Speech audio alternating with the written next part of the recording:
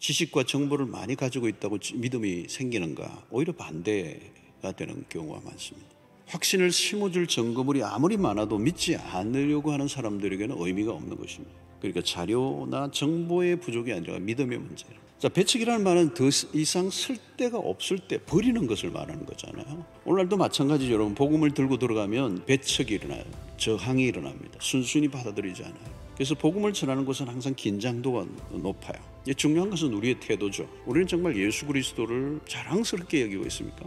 혹시 내가 예수를 믿고 있다는 것을 감추고 싶을 때가 있습니까? 언제 어디서라도 당당한가? 사랑하는 성도 여러분, 우리 예수 그리스도에 대해서 또 복음에 대해서 우리가 어떤 태도를 갖고 있냐? 오늘 이 나사렛 동네 사람들은 부끄러워했어요. 왜요? 그들은 예수 그리스도를 잘못 알고 있었던 거죠. 그들의 문제, 왜 예수 그리스도를 그들이 배척했습니까? 그들은 이미 예수에 대해서 어떤 결론을 내리고 있었던 거죠.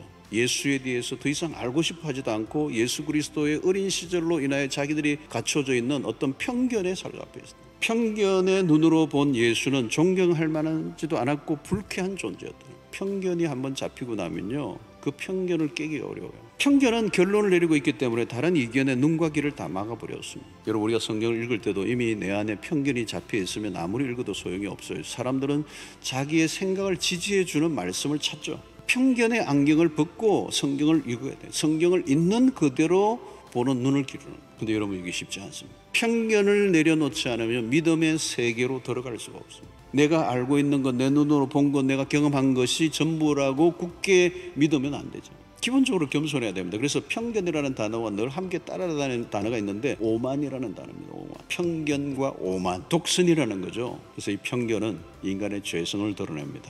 모든 것을 바라보고 해석하는 것이 자기중심적. 그래서 복된 눈은 있는 그대로 볼 수 있는 눈입니다. 이게 하나님의 새로운 은혜를 받으려고 하면 이전의 것을 잊어버리고 정말 어린아이 마음으로 순수하게 그 앞에 서는 거예요.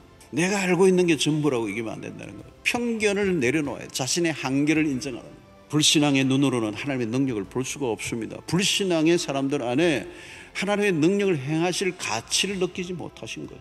성도 여러분, 불신앙은요, 하나님으로부터 오는 모든 축복을 가로막습니다. 마음이 닫혀 있으면 하나님이 해주실 게 하나도 없어요. 받아들일 준비가 충분히 되어 있는 곳에 말씀의 역사가 일어나요. 하나님의 능력은 상상할 수 없어요. 문제는 불신앙입니다. 불신앙이 있는 곳에서는 어떤 능력도 행하지 않으셔요.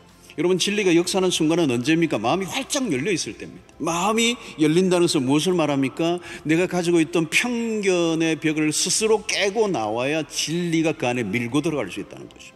주님은 사람들의 반응을 중요하게 여기셨습니다. 거기에 따라 당신이 능력을 행하고 행하지 않는 걸 결정하죠. 여러분, 은혜를 받고 싶습니까? 하나님의 역사를 체험하고 싶습니다. 마음의 태도가 너무 중요해요. 여러분, 이 한 해 동안 말씀을 가까이 하시되 내 마음을 먼저 점검하셔야 됩니다.